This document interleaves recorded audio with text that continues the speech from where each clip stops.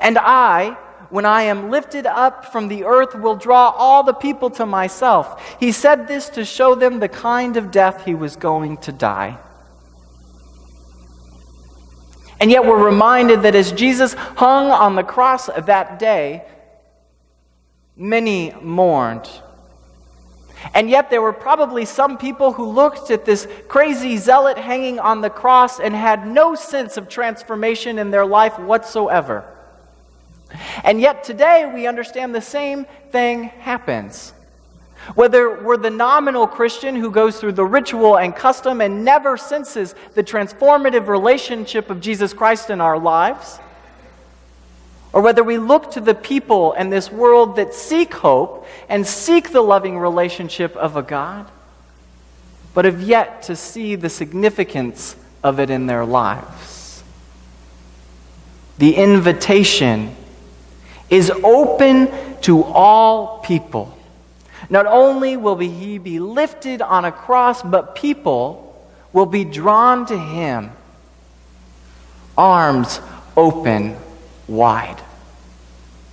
To say that the crucifixion on the cross is a way for us all to understand that those arms open wide, nails pierced in the hand, reminds us that even the Greeks and the Gentiles have a place in God's kingdom.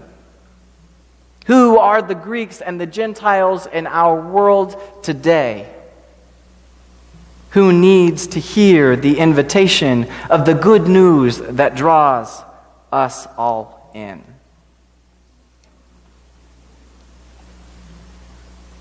Shelley wasn't lying when she said, "Ooh, that is heavy."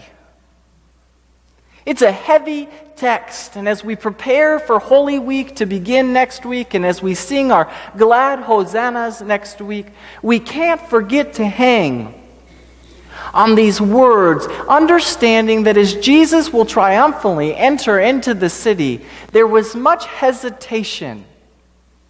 A troubled soul trying to remind the disciples and the people that gathered near the significance of his ministry. And yet in this moment, Jesus is seeing his entire life's work come to fruition. All because someone said, "We want to see Jesus. We want to see Jesus." When I walked into that hospital room this week and saw the mess that was all over, I saw a table sitting in the middle of the room. And this table had legs. This table wasn't the table that Nate was describing at all when I talked to him on the phone. His mom, because of the brain tumors and the medication she's on, could no longer play games because she couldn't remember the rules to the games halfway in. And she would fall asleep very quickly after they started.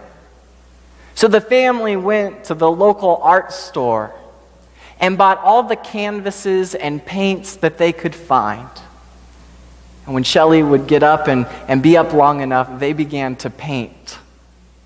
On the wall of her hospital room were at least 10 canvases that she had set up and painted throughout that time.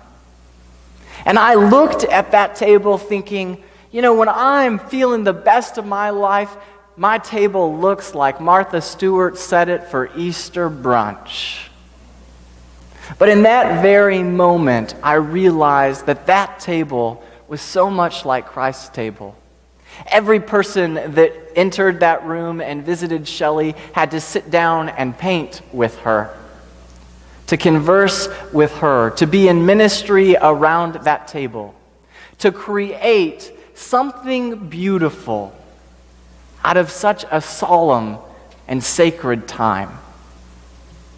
Isn't that what Lent is all about?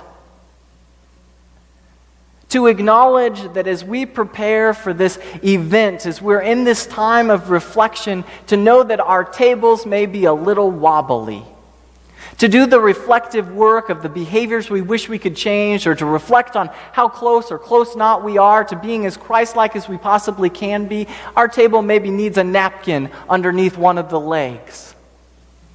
And maybe some of you are dealing with some really, really hard things in your life right now, and you feel like there are no legs on your table. And yet, we can always go buy art supplies to sit at that table and to create beautiful works of art, to be reminded that we are co-creators in this world, to sit at the table with other people, to share in our loving relationships, and to create on a canvas a beautiful picture to hang in the room. This time and this season is about reflection. It's about acknowledging where we're at in life. And it's an invitation to seek out the eternal, to give away of the physical, to compel ourselves to be more like Christ. Thanks be to God. Amen.